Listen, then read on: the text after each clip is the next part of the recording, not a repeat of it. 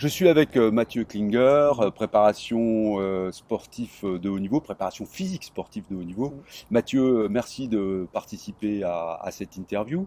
Donc Mathieu est professeur de PS, diplômé préparation physique sportive de haut niveau, diplômé également en nutrition avancée et nutrition du sport. Donc Mathieu connaît son sujet et c'est la raison pour laquelle je souhaitais l'interviewer aujourd'hui.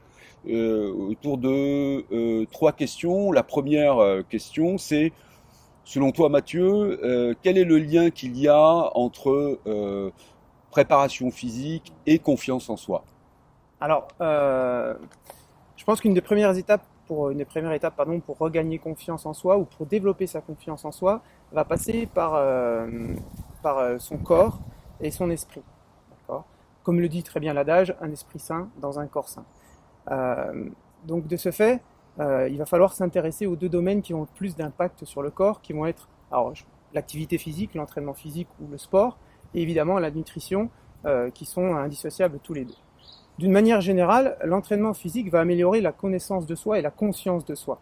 On va être capable de connaître ses capacités, on va être capable, après un certain temps, d'apprendre à connaître et à écouter son corps. Et tout ceci va améliorer notre communion entre l'esprit et le corps. Après, si on rentre plus spécifiquement dans le détail, l'entraînement physique pratiqué de manière régulière, j'insiste là-dessus, on reviendra peut-être là-dessus plus tard, peut conduire à des changements à la fois physiologiques, par exemple améliorer ses capacités cardiovasculaires, qui est quand même un gage de bonne santé, donc qui dit bonne santé dit quand même une meilleure confiance en soi-même, et également des changements, des modifications physiques. Alors on parle tous perte de poids, pour certaines personnes d'un gain de masse musculaire, et pour d'autres ça peut conduire à tout simplement gommer certains complexes. De ce fait, on améliore la perception de soi-même, ce qui est quand même essentiel pour regagner confiance en soi. Donc du coup, comme on dit souvent, on est mieux dans ses baskets, mieux dans ses pompes, excusez-moi l'expression, mais on inspire plus confiance. Également, dans ces changements, on a aussi des changements posturaux. Alors, on sait maintenant, on le dit souvent, que la posture est le premier reflet du manque d'assurance. Par exemple, si on communique en société, souvent, quand on dit qu'on a les bras croisés, c'est qu'on est fermé ou qu'on est mal à l'aise. Alors aujourd'hui, on voit aujourd'hui, c'est ce que j'allais dire, beaucoup de personnes qui ont une posture un peu avachie du fait souvent d'être sur les téléphones portables, donc les épaules devant, la nuque qui tombe un peu devant, ou d'être toujours assis devant un poste de travail, un ordinateur. Donc en fait, le fait de s'entraîner va tout simplement permettre d'améliorer ces déséquilibres posturaux. Et en fait, de regagner une posture, je dirais moi, dynamique, droite, et qui inspire vraiment confiance, une posture forte. Voilà. D'affirmation. Ouais, tout à fait. Donc après, évidemment, comme tout le monde le sait, l'entraînement physique va jouer sur une certaine force mentale, va améliorer sa force mentale. S'entraîner, on va devoir avoir des objectifs, se donner des objectifs et tout faire pour les atteindre. En fait, on va à chaque fois avoir des challenges à relever. Un exemple, parfois, le simple fait d'aller s'entraîner, ça va être un challenge. Je prends souvent l'exemple, une personne qui travaille très dur toute la journée, le soir, le fait de se dire il faut que j'aille m'entraîner, ça sera un challenge. Se lever le matin, exactement, en hiver. Voilà, tout à fait. Ce sont des challenges. Et tous ces objectifs atteints, en fait, procurent un sentiment de satisfaction, une émotion positive. Évidemment aussi, comme on le sait tous, le sport, l'entraînement physique invite au dépassement de soi et à sortir, on va dire, de sa zone de confort. Donc, toutes ces petites victoires qui sont mises bout à bout, ce sont des accomplissements. Et en fait, grâce à l'entraînement physique, on apprend à mieux se connaître, mais on apprend également à nourrir notre confiance en nous grâce à nos petits succès successifs. Ça se répète un petit peu, mais voilà. Un autre point aussi qui est très important sur le développement de la confiance en soi, qui va être, on va dire, les lieux d'entraînement physique. Les stades, les gymnases sont des lieux où il y a des interactions sociales qui se produisent. Exemple, on va coopérer, on va s'aider, parfois on va se confronter à des personnes, parfois appartenir à des communautés, ce qui s'est souvent fait pendant le confinement avec des sites internet ou des choses comme ça. Et tous ces échanges nous permettent d'alimenter notre confiance en nous-mêmes. On sait très bien que la solitude, alors c'est vrai qu'aujourd'hui il y a beaucoup de personnes seules, qui sont seules, en plus durant la période qu'on vient de vivre, Clair. voilà. La solitude ronge petit à petit la confiance en nous-mêmes. Donc c'est vrai que le fait de créer des contacts, des échanges permet également de développer et d'améliorer notre confiance en nous-mêmes. Et un dernier point, et je dirais pas des moindres, c'est que lorsqu'on s'entraîne, si tout le monde l'a fait, on se sent bien, on a une sensation de bien-être, de légèreté, de puissance, voire même parfois de dynamisme, qui est dû, alors c'est scientifique, hein, c'est dû à la libération, ce qu'on appelle les hormones, on les appelle les hormones du bonheur. Alors je ne vais pas m'étendre là-dessus, mais qui sont par exemple l'endorphine, la sérotonine ou même la dopamine qui procurent cette sensation de bien-être et donc qui nous aident à nous sentir mieux et à la fois dans notre corps et dans notre esprit. Et en plus, on devient addictif Ah oui, alors ça c'est quand on les a libérés. exactement, avec la dopamine qui va nous créer une addiction. Et tout ça va permettre également d'améliorer par exemple le sommeil, va lutter contre le stress, va lutter aussi contre la dépression. Donc toutes ces petites choses, l'entraînement physique en fait va vraiment conduire à une amélioration de notre confiance en nous-mêmes. Merci Mathieu. Quel conseil donnerais-tu à un sportif qui a arrêté le sport, par exemple pendant cet épisode du Covid ou sur une période plus longue, qui veut reprendre cette activité, les choses à faire, à ne pas faire, qu'est-ce que tu lui conseillerais? Alors déjà, pour commencer, le premier conseil que je donnerais, c'est de faire un bilan sur sa condition physique actuelle, voilà, auprès d'un professionnel. Alors pas de se dire, il y a 5-10 ans ou 4 mois auparavant, j'étais capable de faire ça, je reste sur ces objectifs-là. Non, il faut faire un bilan et aussi se poser la réelle question de pourquoi je veux reprendre une activité physique. Être capable de dire pourquoi je veux reprendre cette activité-là. Donc ça, c'est le premier point. Ensuite, un point très important qui va nous servir en fait de fil conducteur, de guide, qui va nous permettre de garder une motivation dans notre processus de reprise, c'est de se fixer des objectifs précis. Alors quand je dis précis, il faut des objectifs à la fois raisonnables, mais ambitieux, mais pas trop. Au risque, si on a des objectifs trop ambitieux, de se confronter à l'échec. Qui dit échec dit manque de confiance, qui dit échec dit lassitude et peut enrayer ce processus de reprise. Et pour ça, c'est vrai que je dis souvent aux personnes que je croise de se fixer des objectifs selon une méthode qu'on appelle SMART, intelligent en anglais, et en fait qui définit les objectifs de la sorte. Il faut des objectifs, le S pour des objectifs spécifiques et précis.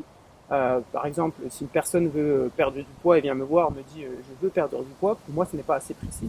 Je vais lui dire tu veux perdre combien de kilos? Par exemple 2 kilos. Ça c'est un objectif précis. Le M qui va être plutôt pour mesurable, des objectifs mesurables. Il faut des indicateurs en fait précis qui permettent de mesurer notre progression dans le temps, si on arrive un peu à atteindre nos objectifs. Toujours cet exemple de personne, je peux lui dire qu'il veut s'affiner, un indicateur de tour de taille qui est précis va permettre pour elle de savoir si elle progresse oui ou non. Le A qui, comme je l'ai dit tout à l'heure, c'est pour des objectifs à la fois atteignables et ambitieux. On l'a dit, voilà, une personne qui me dit en une semaine je veux perdre 10 kilos, ce n'est pas un objectif atteignable et c'est trop ambitieux. Ou quelqu'un qui n'a jamais couru et veut courir le marathon la semaine prochaine en moins de 3 heures. Et ensuite nous arrivons au R, le R qui signifie des objectifs réalistes. Alors quand on parle de réaliste, c'est dans le sens, est-ce qu'avec les moyens actuels que j'ai, c'est-à-dire en temps, en fonction du travail par exemple, ou les moyens matériels, est-ce que j'ai une salle de sport à côté ou des choses comme ça, est-ce que ces moyens matériaux me permettent d'atteindre cet objectif? Et enfin le T de SMART qui signifie temporellement défini.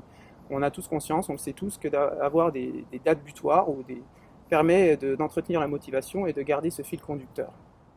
Voilà. C'est la discipline aussi. La discipline, exactement. Ensuite, évidemment, le conseil que je donnerais, c'est faire preuve de progressivité dans leur entraînement, à la fois dans la durée des séances, à la fois dans l'intensité et dans la fréquence. Un exemple que je donne assez souvent, au lendemain des fêtes de fin d'année, par exemple, il y a beaucoup de personnes qui prennent des bonnes résolutions et qui vont s'inscrire à une salle de sport, et pendant 2 semaines, on les voit tous les jours s'entraîner. Et au bout de 2 semaines, on ne voit plus personne, parce que ces personnes soit se sont blessées, soit se sont lassées, soit leur objectif était, ils n'ont pas fait preuve de progressivité, du coup ils ont abandonné.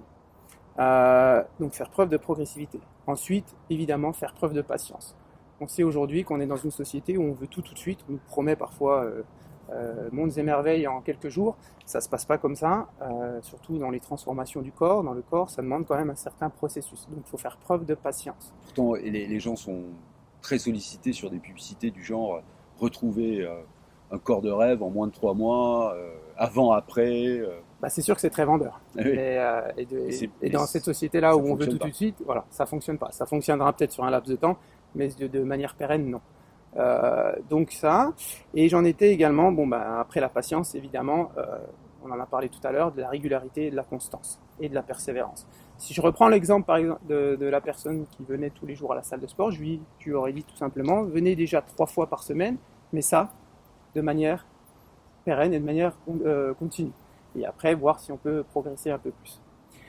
Ensuite, un autre aspect important, c'est de trouver une activité qui nous fasse plaisir, qui nous attire. Si c'est pour aller à s'entraîner à quelque chose qui nous intéresse pas, on va vite se démotiver, on arrêtera ce processus de reprise d'activité. Et également de varier les entraînements, toujours dans l'optique de casser cette lassitude et d'entretenir cette motivation à notre reprise d'activité.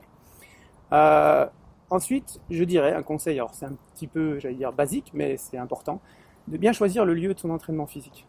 Exemple, une salle de sport, si elle est à l'autre bout de la ville et que je dois faire 2 heures de transport en commun pour y aller, vous pouvez être sûr que ça va être très compliqué de vous motiver certaines journées et du coup, ça va casser votre processus de reprise. Également, de bien s'encadrer.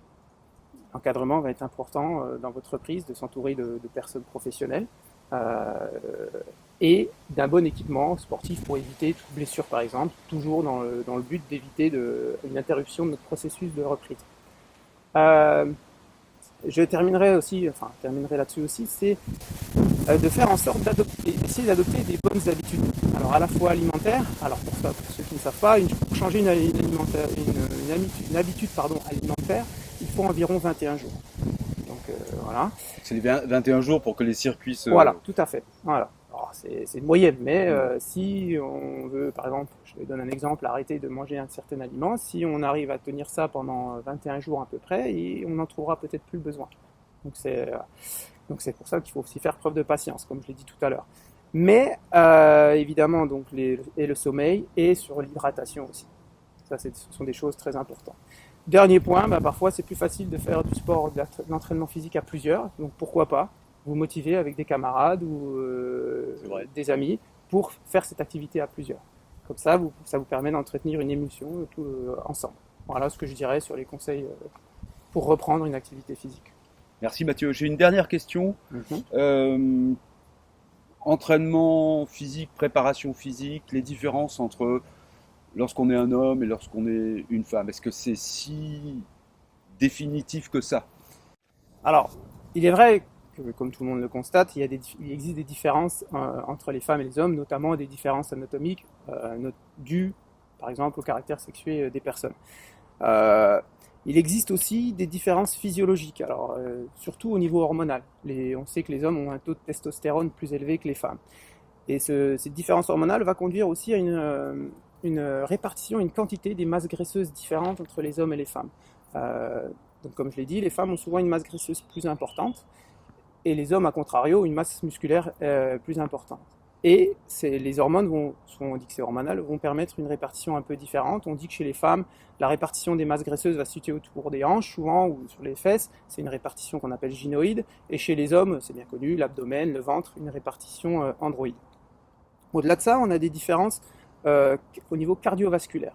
Alors si je vais employer un terme un peu technique, il est vrai que les femmes ont une VO2 max. Alors, en gros, j'explique rapidement, c'est la quantité d'O2, enfin d'oxygène que le corps peut apporter aux muscles, est inférieure chez les femmes. Ça, c'est scientifiquement prouvé. Et c'est dû notamment à un taux, c'est un peu, je rentre dans les détails, mais un taux sanguin d'hémoglobine inférieur.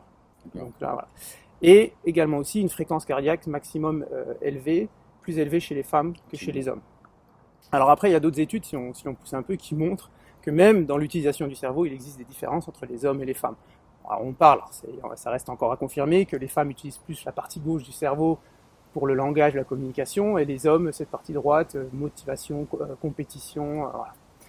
Mais malgré en fait toutes ces différences, la conduite d'un entraînement physique, la préparation, la planification répond aux mêmes critères que ce soit pour un homme ou pour une femme. Je dirais, hormis les niveaux de différence d'expertise ou d'expérience, le développement technique ou le développement tactique ou le développement des qualités physiques répond au même processus pour les deux. en fait, l'entraînement physique, le plan d'un entraînement physique va s'adapter aux capacités de chacun. Donc de là à dire qu'il y a des différences entre femmes et hommes, non, c'est que chacun d'entre nous, on est différent et l'entraînement s'adapte à chacun d'entre nous. Voilà ce que je dirais sur l'entraînement physique et les différences. Écoute, merci beaucoup Mathieu De rien. pour toutes ces bonnes réponses, c'est très précis, c'est très concret et j'espère que ça vous sera utile pour reprendre ou améliorer votre entraînement physique.